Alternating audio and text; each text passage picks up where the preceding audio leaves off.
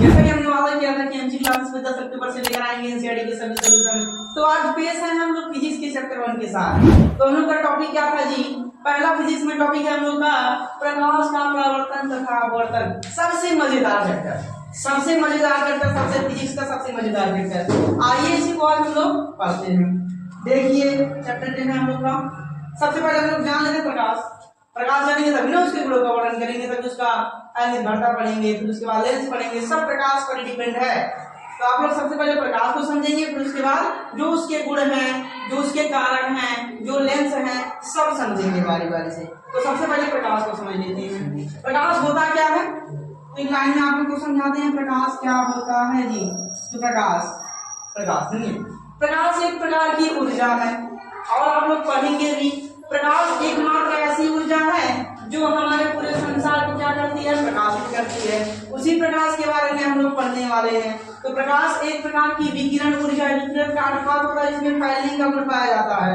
तो प्रकाश एक प्रकार की ऊर्जा है जिसके मदद से हम किसी वस्तु को देख पाते हैं और हमारे आंखों को क्या करता है? संवेदित करता है। क्या करता है? तो संवेदित करता है जी। संवेदित का क्या मतलब होगा? प्रभावित करता है। प्रभावित, संवेदित का क्या होगा? प्रभावित करना। यानी कि प्रभावित किस प्रकार करेगा? जब प्रकाश किरण किसी वस्तु से टकरा करके आएगी हमारी आंखों तक। कहाँ आएगा जी? हमारी आंखों तक जब आएगा, हमारी आंखों तक जब आएगा तो हम लोग क्या कर पाएंगे? किसी वस्तु को देख पाएंगे। इसी के बारे में आज हम लोग को पढ़ना है। तो चलिए पढ़ते हैं। प्रकाश की डिफिनेशन क्या देंगे आप लोग? प्रकाश एक प्रकार की ऊर्जा है जिसकी सहायता से हम किसी वस्तु को देख पाते हैं। इसकी चाल की बात किया जाए, इसकी प्रॉपर्टी की बात किया जाए, चलिए इसकी प्रॉपर्टी यानी कि प्रकाश की निर्वात में चाल क्या होगी? तो 3 × 10⁻, क्या होता है? 3 × 10⁸ होता है मीटर पर सेकेंड। यह चलता है किसमें? निर्वात में। प्रकाश को चलने के लिए किसी माध्यम की जरूरत नहीं होती है, इसीलिए निर्वात में इतना तेजी से गमन करता है। इतना तेजी से गमन करके हमारे पृथ्वी तक पहुंचने में कितना समय लगता है? तो लगभग 8 मिनट लगता है। कितना? 8 मिनट लगता है। कितना क्लियर हुआ? और आपके बुक से सहायता लेते हैं। बुक में क्या दिया हुआ है? चलिए बुक से सहायता लेते हैं। तो इसमें आज ज्यादा कुछ दिया हुआ है नहीं आपके बुक में। बाय द वे फिर भी देखिए हम लोग का जो प्रकाश का तरंग दैर्घ्य होगा, प्रकाश का तरंग दैर्घ्य तो होगा ही क्योंकि विकिरण ऊर्जा है। तो इसका क्या होगा? एक तरंग दैर्घ्य होगा। तरंग दैर्घ्य क्या है आप लोग के बुक में? 3900 एंगस्ट्रॉन से कितना दिया है? तो 7800 एंगस्ट्रॉन तक। ये बात क्लियर हुई। ये सब उसके गुण हैं, ये सब प्रकाश के गुण हैं। हमने पहला गुण देखा कि निर्वात में गमन करेगा। निर्वात में इसकी चाल होगी 3 × 10⁸। और उसके बाद ये विकिरण ऊर्जा है, फैलने का गुण है, तो उसका तरंग दैर्घ्य तो होगा कुछ। तरंग दैर्घ्य मतलब क्या होता है? तरंग दैर्घ्य का मतलब हो गया, तरंग मतलब क्या हो गया? अब देखिए तरंग कहाँ होता है? तो तरंग, देखिए तरंग जो प्रकाश का डिफिनेशन दिया जाता है ये दो आधार पर दिया जाता है, या तो तरंगों के आधार पर या तो कणों के आधार पर। इसीलिए इसको कहा जाता है द्वैत प्रकृति का पालन करता है। ये आप लोग अभी नहीं 12th में पढ़ेंगे। कहाँ 12th में पढ़ेंगे? यहाँ हम लोग पढ़ने वाले हैं कणों के आधार पर। प्रकाश का अध्ययन करेंगे कणों के आधार पर, लेकिन आप 12th में जाएंगे तो आप किसके आधार पर? तरंगों के आधार पर। तरंगों के आधार पर करेंगे। इसे कहते हैं द्वैत प्रकृति। द्वैत यानी कि दो प्रकृति फॉलो कर रहा है। द्वैत प्रकृति कौन फॉलो कर रहा है? तो हमारे प्रकाश भैया। कहाँ है प्रकाश? यहाँ पर है। प्रकाश किस पालन का करेंगे? द्वैत प्रकृति का। समझ में आ जाए इतना? चलिए आगे देखा जाए। अगर यह इसमें क्या कौन सी गुण पाई जाएगी? द्वैत प्रकृति है, इसके आधार पर जो इसकी विकिरण ऊर्जा होगी उसमें देखिए 3900 एंगस्ट्रॉन से 7800 एंगस्ट्रॉन इसका क्या होगा? फैलने का क्षमता होगा। इतना क्लियर हुआ? चलिए आगे देखा जाए। आगे है हम लोग का प्रकाश का अनिर्भरता। प्रकाश की परस्पर अनिर्भरता। अनिर्भरता देख लिया जाए जी। अनिर्भरता देख लिया जाए।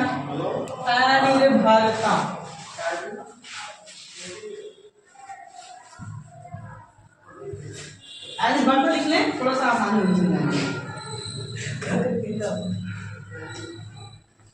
अनिर्भरता देखिए, अनिर्भरता का क्या मतलब होता है? मतलब होता है नहीं, मतलब होता है नहीं। हिंदी तो पढ़े होंगे आप लोग। लोग अच्छे से। हिंदी के मिलेंगे एक नए टीचर यही एमजी क्लास से आप लोगों के, एमजी क्लास से मिलेंगे आप लोग के हिंदी के नए टीचर, उनसे डिस्कस कर लीजिएगा मतलब नहीं होता है कि क्या होता है, तो आप लोग को बड़े अच्छे से बताएंगे मतलब होता क्या है। तो यहाँ पर मतलब नहीं से लिया गया है। निर्भरता का क्या मतलब होता है? डिपेंड। निर्भरता का मतलब डिपेंड, यानी कि निर्भर मतलब किसी पे नहीं, अपना राज है। यहाँ पर प्रकाश का क्या होता है? अपना राज होता है, न किसी माध्यम से चलने की कोई दिक्कत, कोई झंझट, बस यह अपना मन का राजा है। निर्वात में भी चलेगा, पानी में भी चलेगा, कांच में भी चलेगा, किसी माध्यम में चलेगा। इसी के लिए इसको बताया गया अनिर्भरता। अनिर्भरता को समझने के लिए थोड़ा सा हम उदाहरण देंगे, समझ लीजिएगा उसको, तो बड़ी अच्छी बात है। अनिर्भरता के लिए आप लोग के बुक में एक क्रियाकलाप दिया हुआ है, देख लिया जाए। चलिए चलिए चलिए, यहाँ पर हम लोग लेंगे एक बिंदु स्रोत, यहाँ पर भी ले लीजिए एक बिंदु स्रोत, और यहाँ पर डाल दीजिए एक पर्दा। क्या डाल दीजिए? पर्दा डाल दीजिए, पर्दा डाल दीजिए जी, अच्छी पर्दा डाल दिए। यहाँ से लाइट मारिए इस पर्दे की तरफ, ठीक ठीक ठीक, हमने मार दिया। यहाँ से एक लाइट मारिए पर्दे की तरफ। देखेंगे आप लोग, देखेंगे कि यहाँ पर इसके मिलने से कोनो मतलब नहीं है, यानी कि इसके मिलने से यहाँ पर कोनो प्रभाव नहीं पड़ रहा है। प्रकाश सीधी रेखा में गमन कर रही थी और सीधी रेखा में जाकर पर्दे पर गिर गई। इससे क्या समझ में आया? प्रकाश किसी पर निर्भर नहीं होता है। चलिए एक और उदाहरण देते हैं। पर्दे को इधर डाल दीजिए, लाइट को वहां कर दीजिए, पर्दे को यहाँ कर दीजिए, पर्दे को यहाँ, लाइट को यहाँ, पर्दे को यहाँ कर दीजिए और लाइट को यहाँ पर डाल देंगे। मारेंगे लाइट तो यहाँ पर आएगा, यहाँ पर आएगा, यानी कि इससे कोनो मतलब नहीं है कि प्रकाश की आप दिशा बदल दीजिए, मतलब प्रकाश स्रोत की दिशा बदल दीजिए, जगह बदल दीजिए तो अपने परिवर्तन कर देगा, अपने गुण में परिवर्तन कर देगा। ऐसा कुछ नहीं है, वह अपने दिशा में कोनो परिवर्तन नहीं, यानी कि सीधी रेखा में गमन करता है तो सीधा ही जाएगा, या किसी पर निर्भर नहीं होता है। अनिर्भरता समझ में आई? चलिए आगे बढ़ा जाए। अच्छा देखिए, टॉप में जाएंगे तो आप लोग इस बिंदु का कुछ नामकरण हो जाएगा और इस बिंदु पर थोड़ा सा लाइट चमकेगा। यहाँ पर पढ़ना नहीं है, ट्वेल्थ में देखेंगे। यहाँ पर आप लोग को बस इतना जानना है कि अनिर्भरता क्या होता है, कि परस्पर प्रकाश किरणें किसी पर निर्भर नहीं होती हैं। यह एक प्रेक्षण के द्वारा आप लोग को समझा। चलिए आगे देखा गया प्रकाश का परावर्तन, most important topic, most important topic प्रकाश का परावर्तन। यहाँ से भैया पक्का एक नंबर का क्वेश्चन बनेगा आपके बोर्ड एग्जाम में, सीधा सीधा सीधा सीधा क्वेश्चन बनेगा आपके बोर्ड एग्जाम में। चलिए प्रकाश का परावर्तन टॉपिक समझ लिया जाए तो थोड़ा सा हम ग्राफ बना ले, तब तक आप लोग शांति से क्लास में जुड़े रहिएगा। ये हम लोग के एक समतल दर्पण या कुछ भी ले सकते हैं, समतल दर्पण या समतल सतह, ठीक, समतल सतह ले लेंगे, कोई दिक्कत इसमें, समतल सतह लेंगे, समतल सतह ले लीजिए जी। चलिए चलिए चलिए चलिए, यहां से प्रकाश स्रोत से आप प्रकाश डालिए, इस पर क्या डालेंगे जी? प्रकाश डालेंगे तो ऐसे आएगा प्रकाश, ऐसे आएगा, सीधी रेखा में आएगा। हमारा थोड़ा सा कलर वाला खराब है तो एडजस्ट कीजिएगा। सीधी रेखा में आएगा और पुनः उसी माध्यम में क्या हो जाएगा? लौट जाएगा। क्या हो जाएगा? लौट जाएगा। जब प्रकाश की परावर्तन पहले समझ लेंगे, उसके बाद क्रियाकलाप समझेंगे, क्रियाकलाप समझेंगे, ठीक है? समझ में आ रहा है? प्रकाश का अपवर्तन, परावर्तन पढ़ना है, पहले परावर्तन देख लेते हैं। जब प्रकाश की किरण किसी मुलायम या चिकने सतह से टकराती है तो पुनः उसी माध्यम में लौट जाती है। इस घटना को क्या कहते हैं? प्रकाश का परावर्तन। देखिए हम लोग का नाम है वही का चक्कर का, और हम लोग यहाँ तक पहुंच चुके हैं। अब कहाँ पहुंचना है हम लोग को? अपवर्तन पे, जो कि आज इस वीडियो में पॉसिबल नहीं हो पाएगा, हम लोग आगे वीडियो में डिस्कस करेंगे, लेकिन इसको खत्म करेंगे जरूर, परावर्तन को खत्म करेंगे जरूर। देखिए प्रकाश का परावर्तन हमने क्या बताया? जब प्रकाश किरण किसी बिंदु स्रोत से किसी सतह चमकदार या पॉलिशदार सतह से टकराती है तो पुनः उसी माध्यम में लौट जाती है। इस घटना को कहते हैं प्रकाश का परावर्तन। कोई दिक्कत जी? चलिए नहीं दिक्कत, तो हम इसमें नियम बनाना है हम लोग को। नियम बनाने के लिए आप लोग यहाँ पर डालना पड़ेगा एक अभिलंब, क्या डालना पड़ेगा? अभिलंब डालना पड़ेगा। अच्छा आप लोग को बचपन में याद रहा होगा, आप लोग मिरर लेकर के ऐसे प्रकाश को ऐसे मोड़ देते थे, किसी के ऊपर, किसी के आंख पर मोड़ देते थे। इसी के कारण हो गया है, इसी के कारण। बचपन में तो नियम तो पता नहीं था हम लोग को फिजिक्स का। आज फिजिक्स का उपयोग देख रहे हैं हम लोग, बचपन में इसका उपयोग खेलने के लिए करते थे। बचपन में खेलने के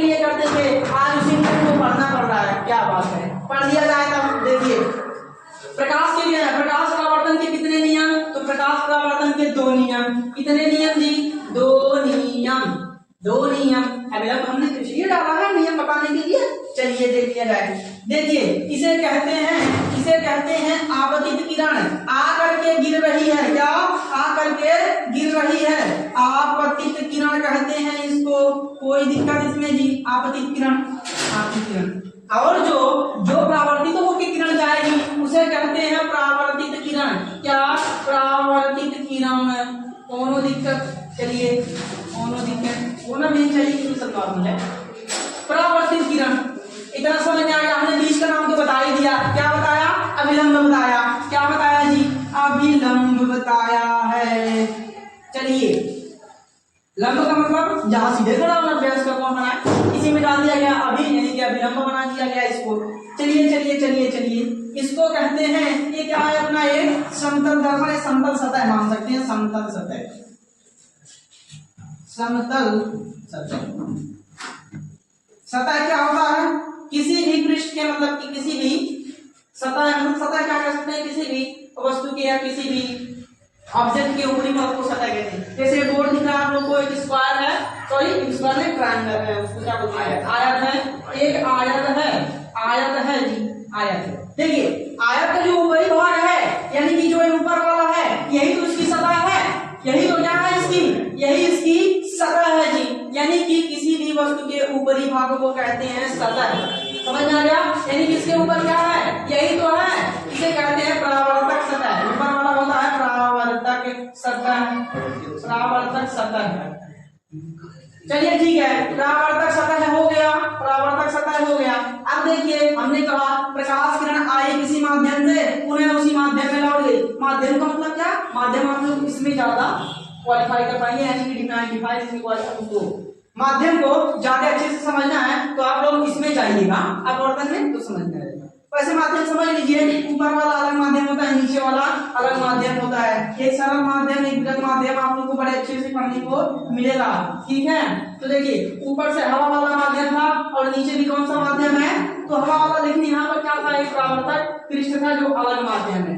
ठीक, किसी माध्यम यानी कि किसी परावर्तक सतह पर, यानी कि चिकने सतह पर टकरा के उसी माध्यम पे लौट गई, अभिलंब डाल दिया। इसमें बनेंगे दो नियम। कौन कौन से नियम? तो यहाँ पर होता है एंगल आई, एंगल आई, और यहाँ पर होता है एंगल आर। देखिए क्या होता है, देखिए आपतित किरण है, यहाँ पर आने वाली किरण को कहते हैं आपतित किरण। आपतित किरण और अभिलंब के बीच बनने वाले कोण को कहते हैं आपतन कोण। क्या? आपतन कोण, आपतन कोण। चलिए ठीक है, और देखिए इधर जो कोण बनेगा इस बीच में, यानी कि परावर्तित किरण और अभिलंब के बीच बनने वाली कोण को कहते हैं परावर्तन कोण। कौन सा कोण? परावर्तन कोण, परावर्तन कोण कहते हैं। कितना समझ में आया जी? इतना समझ में आया? आने वाली किरण आपतित किरण, बीच में पड़ी खड़ी रेखा अभिलंब बन गई, और जो यहाँ से आकर के जाके पुनः उसी माध्यम जो प्रकाश किरण चली गई थी उसे कहेंगे परावर्तित किरण। यानी कि परावर्तित होकर जो किरण चली गई उसी माध्यम में उसे कहते हैं परावर्तित किरण। और सुनिएगा, आपतित किरण और अभिलंब के बीच बनने वाले कोण को आपतन कोण, जिसे आई से निरूपित कहते हैं, एंगल आई। इंग्लिश में इसे कहते हैं इंसिडेंट रे। क्या कहते हैं? तो इंसिडेंट रे। और यहाँ पर देखिए यहाँ एक बिंदु से वापस चली गई, यानी कि परावर्तित किरण और अभिलंब के बीच बनने वाले कोण को परावर्तन कोण, जिसे एंगल आर से रिप्रेजेंट करते हैं। इंग्लिश में इसका नाम होता है रिफ्लेक्ट रे। ठीक, रिफ्लेक्शन रे और रिफ्लेक्ट रे। ठीक है, यहाँ पर देखिए जो बिंदु पर तीनों मिलेंगी इसे कहते हैं मूल बिंदु, मूल बिंदु कहते हैं। समझ में आ रहा है? समझ में आ रहा है? चलिए ठीक है, अब नियम बनाएंगे हम लोग। नियम क्या बनाएंगे? आने वाली किरण यानी कि एंगल आई एंगल आर के बराबर होगा। यह परावर्तन का पहला नियम, परावर्तन का पहला नियम, यानी कि जब परावर्तन की घटना होगी तो उसमें आपतन कोण सदैव बराबर होगी परावर्तन कोण के। ऐसा क्यों होता है? तो आप लोग बचपन में देखे होंगे, जब सीधे को इधर उधर करते हैं, और आप लोग जानते हैं प्रकाश किरण सीधी रेखा में गमन करती है। कहाँ गमन करती है जी? सीधी रेखा में गमन करती है। जब यहाँ से टकरा करके वापस जाएगी तो बीच में जब अभिलंब डालेंगे तो एक सीधी बीच भी बराबर बराबर तो बनेगा, बराबर बराबर ही तो बांटेगा। अभी हम आगे इसको प्रूफ भी शायद करें। तो अभी देखिएगा यहाँ पर पहला नियम क्या होगा, आपतन कोण सदैव बराबर होता है परावर्तन कोण के।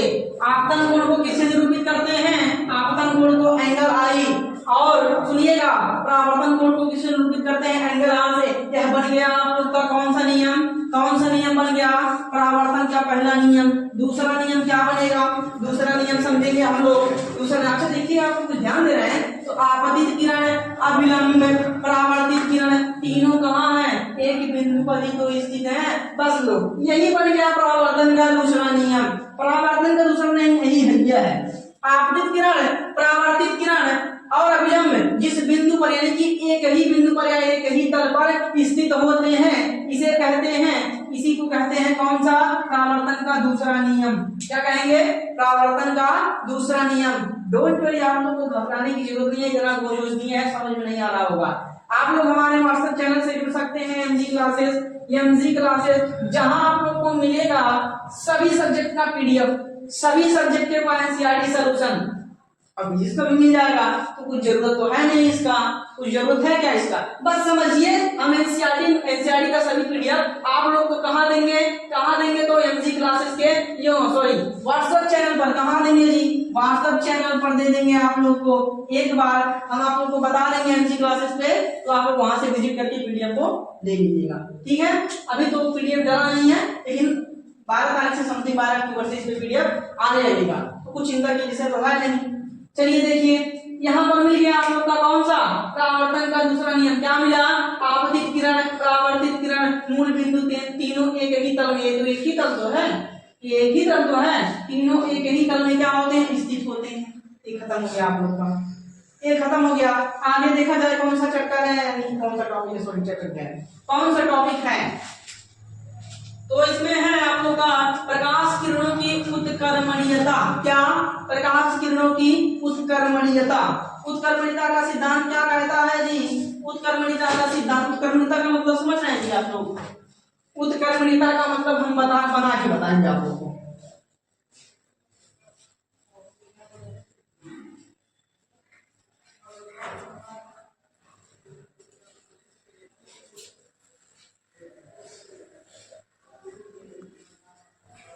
उत्कर्मणीयता को हम होल्ड करते हैं, क्योंकि जब प्रतिबिंब बनाएंगे उसमें ऑटोमेटिक उत्कर्मणीयता आ जाएगा।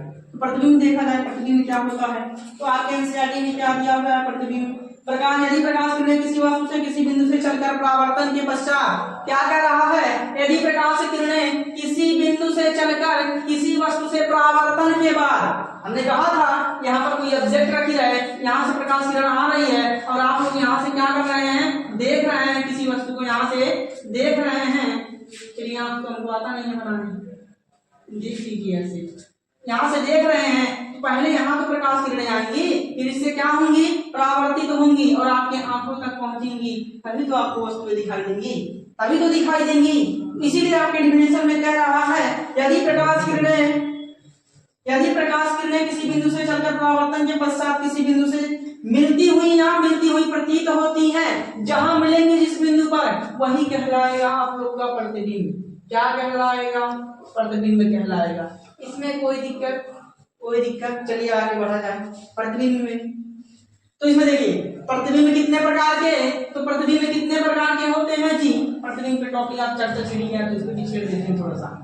प्रतिबिंब कितने प्रकार के, तो प्रतिबिंब हमारे दो प्रकार के, एक वास्तविक और दूसरा क्या होता है, आभासी। क्या होता है, आभासी। इसमें कोई कंफ्यूजन किसी को, प्रतिबिंब जो होगा हमारा, प्रतिबिंब होता है दो प्रकार का, एक होता है वास्तविक और एक होता है आभासी। हमने डिफिनेशन में पढ़ा डिफिनेशन में, जहां प्रकाश किरणें वास्तव में मिलती हुई प्रतीत होंगी, वास्तव में यानी कि वो वास्तविक की बात कर रहा था, जहां बात कर रहा था हम लोग का मिलती हुई प्रतीत होंगी, वहां पर आभासी होगा। क्या होगा, आभासी होगा। चलिए इतना समझ में आ गया, आगे देखा जाए। वास्तविक प्रतिबिंब यानी कि क्या, इसको डिफिनेशन में सब तो बताते हैं। देखिए वास्तविक का क्या कहेंगे डिफिनेशन में आप लोग, यदि प्रकाश किरणें किसी बिंदु से आकर किसी बिंदु से आती हैं, मान लीजिए सूर्य है, सूर्य से प्रकाश किरणें आ रही हैं, किसी वस्तु से टकराई और यह वास्तव में जाकर के किसी बिंदु से मिलेंगी, जब में कहलाएगा। चलिए, इसमें कोई दिक्कत या इसमें मिलती हुई प्रतीत होंगी, मिलती हुई क्या होंगी जी, प्रतीत होंगी। आगे आप लोग का क्या है, समतल दर्पण द्वारा प्रतिबिंब का बनना। ये भी देखिए, समतल दर्पण द्वारा प्रतिबिंब का बनना। इस टॉपिक को होल्ड करते हैं। आशा नहीं उम्मीद है कि आपको कोई लेक्चर अच्छा लगा होगा। अगर अच्छा लगा है तो एक लाइक करना है, एक लाइक कर दीजिएगा, सब्सक्राइब कर दीजिएगा। पहला वीडियो था हम लोग का एमजी क्लासेस में, आप लोग का पहला लेक्चर था। अगर कुछ हुई होगी तो आप सुधार करने लायक होंगे, तो आप लोग कमेंट में जरूर बताइएगा हम लोग क्या सुधार कर सकते हैं इसमें। लेकिन पहला लेक्चर था तो प्लीज लाइक कर दीजिएगा, सब्सक्राइब कर दीजिएगा और अपने दोस्तों में थोड़ा बहुत शेयर कर दीजिएगा। चलिए, इसी के साथ लेक्चर को समाप्त करते हैं। धन्यवाद। आज का